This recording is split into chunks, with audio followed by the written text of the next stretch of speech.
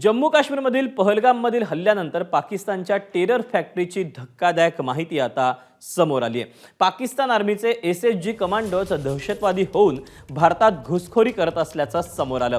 दहशतवादी आणि पाकिस्तानी कमांडो हाशिम मुसा या आधी देखील काश्मीरमध्ये आलेला होता। मुसाचं पाकिस्तानी सैन्याशी असलेलं कनेक्शन उघड झालं, पण त्याचा थेट पाकिस्तानी गुप्तचर यंत्रणा ISI देखील काही संबंध आहेत का याचाही शोध घेतला जातोय। याशिवाय पाकिस्तानात फाशीची शिक्षा झालेल्यांची दहशतवादी कारवायांसाठी भरती होत असल्याची धक्कादायक माहिती उजेडात आली। त्यामुळे भारत पाकिस्तानच्या टेरर फॅक्टरीचे पुरावे आता जगासमोर ठेवणार आहे।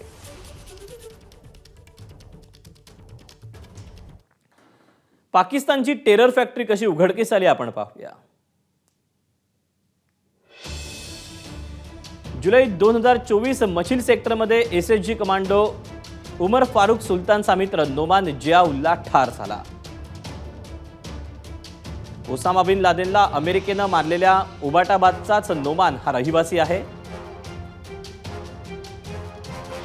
तोही एसएचजी कमांडो असल्याचा संशय आहे। जुलै 2024 किश्तवाडमध्ये 3 दहशतवादी ठार झाले। हे तिघेही एसएचजी कमांडो असल्याचा संशय आहे।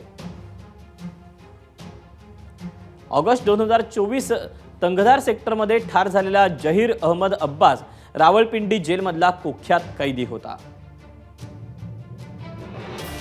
जहीर अहमद अब्बासला फाशीची शिक्षा झाली होती। ISIनं जहीर अहमद अब्बासला बाहेर काढून दहशतवादी केलं। रावळपिंडी कारागृहाच्या अधिकाऱ्यांनी तशी सोशल मीडिया पोस्टही केली होती।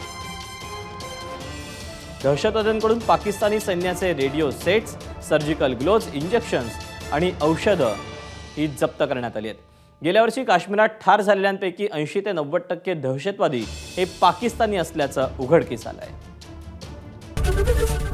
ABP माझा, उघडा डोळे बघा नीट।